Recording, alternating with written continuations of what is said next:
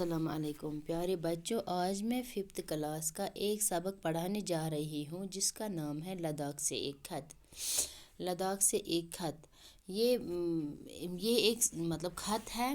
پہلے اس کے ہم مشکل الفاظ پڑھیں گے۔ اس کے پہلے آتے ہیں مشکل الفاظ، پہلے ہم ان کو پڑھیں گے۔ پہلا آتا ہے طول و عرض۔ طول و عرض کا مطلب ہوتا ہے لمبائی چوڑائی یعنی پھیلاؤ۔ پھر آتا ہے اس میں خانقاہیں۔ خانقاہیں کا مطلب ہوتا ہے بودھ راہوں کی عبادت کی جگہ یا درویشوں کی رہنے کی جگہ۔ پھر آتا ہے اس کے بعد سرپرست۔ سرپرست کا مطلب ہوتا ہے پرورش کرنے والا یا خبر گیری کرنے والا۔ پھر ہے مجسمہ۔ مجسمہ کا مطلب ہوتا ہے بت۔ ایسے پھر ہے انمول۔ انمول کا مطلب ہوتا ہے قیمتی۔ پھر ہے فرمان۔ فرمان کا مطلب ہوتا ہے حکم۔ پھر ہے تھنکا۔ تھنکا کا مطلب ہوتا ہے گھمپا میں رکھے ہوئے جھنڈے۔ پھر ہے چہل پہل۔ چہل پہل کا مطلب ہوتا ہے رونق۔ ہاں بچوں، اب ہم اپنے سبق کی طرف بڑھتے ہیں۔ ہم پڑھیں گے لداخ سے ایک خط۔ لہ 22 جولائی 2017۔ پیارے سجاد، السلام علیکم۔ یہ اپنے دوست کو خط لکھتا ہے اور اس کو لکھتا ہے پیارے سجاد السلام علیکم۔ یہ پہلے سلام کرتا ہے پیارے بچوں، آپ کا خط ملا۔ یہ اپنے دوست کو لکھتا ہے آپ کا خط ملا، مجھے آپ کا خط ملا۔ یاد آوری کا شکریہ، یعنی آپ نے مجھے یاد کیا، اس کے لیے بہت بہت شکریہ۔ آپ نے اپنے خط میں لداخ کے بارے میں کچھ سوالات پوچھے ہیں۔ ہاں میری دوست، آپ نے مجھے لداخ کے بارے میں کچھ سوالات پوچھے ہیں۔ جیسے ہم کسی کو پوچھتے ہیں، جب کوئی کسی جگہ جاتا ہے، ہم اس کو اس جگہ کے بارے میں پوچھتے ہیں، وہاں کیا ہے، کیسی جگہ ہے، کیسے لوگ ہیں۔ ایسے اس کے دوست نے بھی کچھ سوالات پوچھے ہیں لداخ کے بارے میں۔ چند سوالات کا جواب میں اسی خط میں دینے کی کوشش کروں گا۔ اب یہ اس کا دوست کہتا ہے، یعنی جو سوالات آپ نے مجھ سے پوچھے ہیں، تھوڑے سوالوں کا جواب میں اسی خط میں آپ کو بھیجوں گا، یعنی دے دوں گا۔ جیسا کہ آپ جانتے ہیں، لداخ کے طول و عرض میں بودھ دھرم کا پرچار کرنے والوں کے لیے جگہ جگہ خانقاہیں بنائی گئی ہیں۔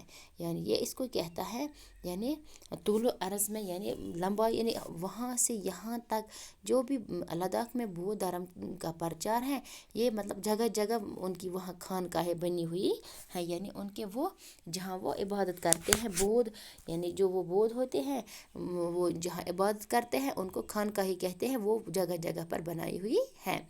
لداخ کے لوگ ان خانقاہوں کو گھمپا کہتے ہیں، جیسے ہم اپنے عبادت گاہ کو مسجد کہتے ہیں، ہندو اپنے عبادت گاہ کو مندر کہتے ہیں، اسی طرح سکھ اپنے عبادت گاہوں کو گردوارہ کہتے ہیں۔ ایسے ہی جو لداخ کے لوگ ہیں، یہ اپنے خانقاہوں کو گھمپا کہتے ہیں۔ ہم انہیں بودھ وہار بھی کہہ سکتے ہیں، یعنی ہم لوگ اس کو بودھ وہار بھی کہہ سکتے ہیں۔ یعنی شائی ٹھگ سے اور ہم سے گھمپا کے یہاں کے مشہور گھمپا ہے۔ یہ بولتا ہے وہاں کے یعنی لداخ کے سب سے زیادہ مشہور جو گھمپائے ہیں، ان کے نام ہے شائی گھمپا، ٹھگ سے گھمپا اور ہم سے گھمپا۔ یہ وہاں کے مشہور خانقاہیں ہیں، یعنی مشہور وہاں کے مشہور جگہیں ہیں۔ پھر ہے یہ گھمپا لیہ سے 21 کلومیٹر دور ایک پہاڑی پر واقع ہے۔ جو یہ گھمپا ہے، یہ لیہ سے 21 کلومیٹر کی دوری پر واقع ہے۔